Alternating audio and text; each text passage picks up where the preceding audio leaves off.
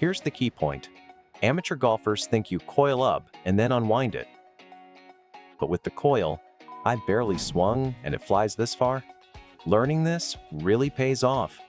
Watch to the very end, and you'll add over 20 yards with no out of bounds. Hello there, Coach. Hi, I'm Coach Kong Dongwuk. You're a first-generation YouTuber. Not first, second generation. Didn't start that early. I see. And since you're a second-generation YouTuber, you really understand what these viewers here are looking for. Lately, everyone wants to know how to drive it farther. Tons of people want more distance, but you can't spray it everywhere. It's not about swinging hard to hit far. Practice hitting it far with a light, easy swing.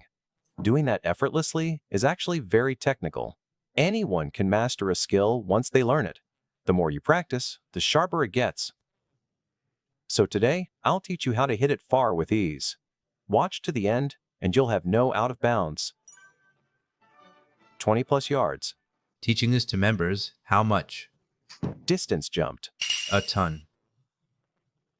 The biggest feedback is, I barely swung, but is this really the distance it went?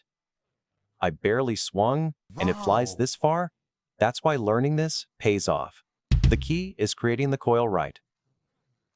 A good coil lets you hit it far.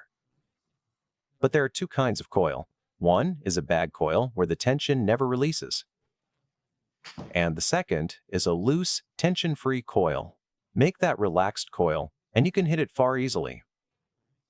Producer, follow along. Coil up as far as you can, like a full backswing. Freeze. Tough, isn't it? Your body tenses, dying to release, right?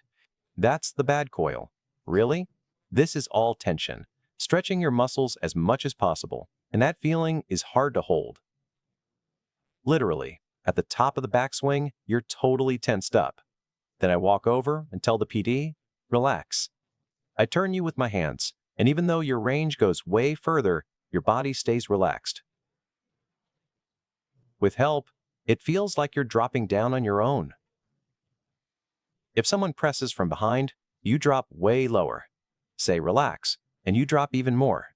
Staying relaxed so you stretch more is a good coil, but nobody's there to help you. In golf, you've got a friend that helps you. This club. The club has power the moment you swing back. It wants to fly. Toss it like this, and it flies right off. So this club. At the top of the backswing, this club stretches you out even more. So you build up power into it, and once you've built that power, let your body trust the club. But if you just grab it like a stick and tense your whole body to coil, like you did at first, at the top of the backswing, your body never relaxes. So what happens next? You just want to unwind that coil fast. Here's the key. Amateur golfers think you coil it up and then unwind. Right, yeah? But instead, you coil up, hold that coil, and bring the coil down with you. Bringing the coil down is like wringing out laundry. Wring it, unwind it, and there's no power left. But if you keep twisting the right side, the opposite end of the laundry, and bring that coil along with you, that's what creates power. Imagine wringing this shirt, but if I just let one side go, this is all the power you get.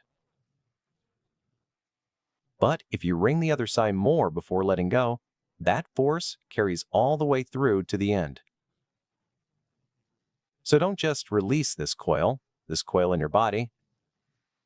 The more you bring that coil up from your knees, your feet, your hips, the upper coil builds more and head speed increases. The key to distance ultimately comes down to increasing head speed. You add distance only by increasing club head speed, and think of the club head as the tip of the towel. From my right foot up to the head, it's all coiled. So if you release right here, the power's gone the moment you release. You have to think about bringing that coil along so you can carry the head's power to the ball. This is the key. It's all about how much you stretch out your muscles, and whether you hold that stretch as you come down but we release it immediately. That's why the head really struggles to deliver power to the ball. At the top of the backswing, you should be relaxed, so you can stretch more and bring the head along, but you're so tense that you want to release it fast. Then, instead of leading with the lower body, the upper body just unwinds right away.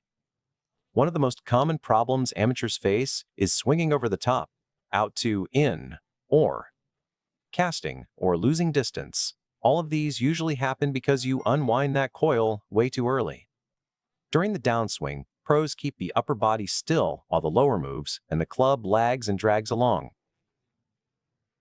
In an instant, power explodes, but amateurs move the upper and lower body together, and the club opens up and unfolds too early. You just can't relax at the top. You're told to relax, but can't, because they coiled up with tension. You unwind too fast. Let me show you. So here's how the club should move. From setup, you build the fastest speed only up to about your waist and thigh height. You need peak speed there. The more speed you create here, the more you can hand your body to the club and just relax after. Apply power at the start to get it going, then relax. Then it feels like the club is pulling you along all the way through, so you start it, then relax. Start it, then relax, and at the finish, it feels like you hand your body to the club and let go. First, practice relaxing into the backswing so you can reach a full range of motion. That's step 1. For step 2, at the top, you should picture the coil in your body.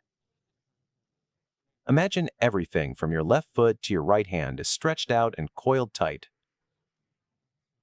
In the downswing, the distance between your right hand and left foot can't shrink. Stretched. So keep that length and feel like you're taking the club way out there. Keep that diagonal length and feel like you're carrying it far out. But in the downswing, this shrinks that distance. Now the coil just released. Now, at this point, every amateur says the same thing. The head's lagging back, it'll open. Contact's too late. It means you feel you have no power. In my mind, I only feel power when I snap the head, but leaving it back feels like I'm using nothing. But as this club head follows the left shoulder and left hip rotating back behind you, that lets the head move forward in the most natural way. But instead of casting the club head out with some kind of lever feeling like this, just hitting with your hands versus using real leverage, driving the grip end forward, and releasing the head as your shoulders rotate, those two feel completely different. So don't rush to release the club head early. You have to feel like the head arrives way late, and strengths like this, that's how head speed builds easily. Whether you strain and throw everything, or smoothly bring the head in late, head speed's identical. From there, you can build up speed easily. No matter how hard you throw, head speed's tough to build, but stay relaxed, create the backswing coil. Hold that coil. Don't let the coil unwind early. Keep the coil and bring it down from the bottom. When you think about it, the head arrives dead last, right? It has to come late so it releases near the ball, making speed. Usually, the head starts way too fast off the top, so the angle's already fully released. And you meet the ball with all the head's power spent, so distance never grows. This point is the key.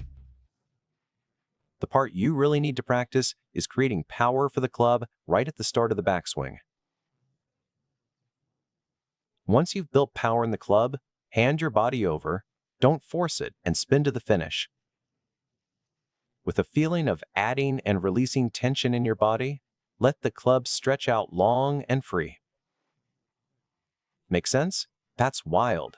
The swing you're making is exactly the kind of swing I keep telling you not to do. The club head. I relate. When the ball lags behind, I always worry the face opens up. Right. Though how? Contact? The head makes contact because when you use leverage, the grip end and the club head always move in opposite directions. As the grip end comes toward your body, the head swings out. This club head has torque, right? It has a property that wants to twist in a certain direction. So from the side view, the head starts out behind me, and then, as rotation happens and the grip end gets pulled in toward my shoulder, the head creates force that wants to whip out in that direction. But when amateurs say the head is lagging behind, usually the head lags in this direction, the upward direction. And when that happens, the head drops down. Instead of a force arcing toward the target, it creates a dropping force. Now the head lags. Watch. If I release the grip, the head's torque wants to twist this way. It wants to open. When it drops, there's no contact force. So the club moves like this on the downswing. This is head lag. But we keep the head back. What did I say? I keep bringing it along from left to right. And when I do, my lead shoulder is all ready. Moving back this way.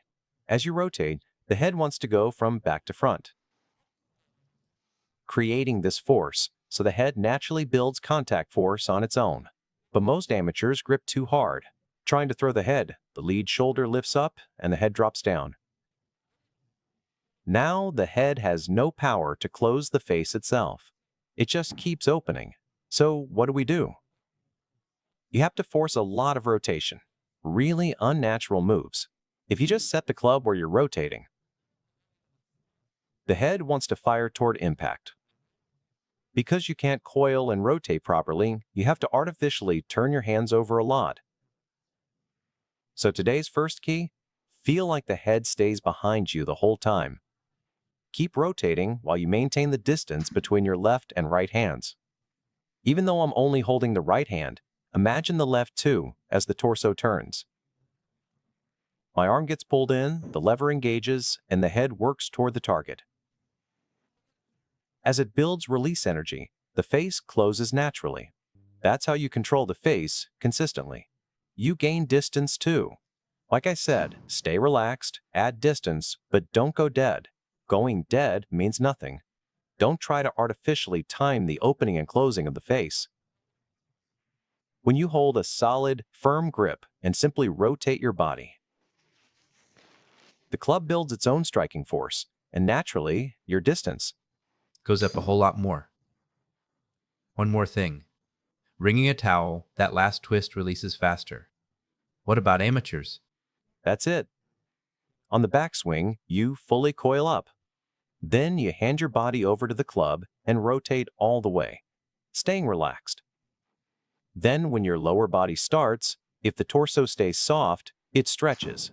From that angle, watch. When I start the lower body here, this stretches out. It stretches and pulls this. The muscle's most explosive power comes in an instant. It's brief, but in that instant, the muscle stretches and contracts. When it's fully stretched out, it contracts way too slowly. Powerless. So when you jump from an already fully crouched position, you can't jump high. From standing, you quickly dip and then jump high. Muscles are strongest when they stretch quick and then contract, but fully stretched, you can't jump hard. So during our downswing, the upper and lower body stretch in that instant and Explode. It's the back, the lat area, something like the glutes. not the hips though. It's called fascia. The backside fascia stretches for an instant, then explodes, like this. That's why I said, from the left foot. From the feet up to the upper body and hands, the whole line stretches in an instant and then explodes. It's not just one joint moving. When that joint moves, the whole body stretches and explodes, all connected. But you have to stay relaxed. Relaxed, it stretches. Exactly. Even on this move, you go loose and it explodes. But if you're tense, you don't pull that move. You just contract right away. Instant contraction, so gaining distance gets really hard. Basically, start backswing fast, don't go loose at the top. Right. You relax, but don't just loosen your body. Hang on to the club and work from that connection. You relax while keeping that connection with the club. That's the feel. It's tough just watching a video, but try a practice swing and you'll feel it. You throw it. But honestly, most amateur golfers really struggle with this one. The takeaway usually starts too slow, right? The takeaway is too slow, and then the backswing gets fast. The takeaway should always stay straight and smooth, but it speeds up here because this is where the head feels heaviest. The head is farthest away. So, lifting it slowly here is hard. It's heavy, so you flick it up. So that feeling comes out like this. So the speed spikes toward the top. So at the top of the backswing, that fast-moving club rebounds and comes loose on you. Reverse it. If you go fast from the start to that heaviest point, the club head hangs off your hands and swings back. Tap. There. It's the opposite. So hold on to this image. Take plenty of practice swings, and while staying nice and light and relaxed, you'll really boost your distance. Thanks.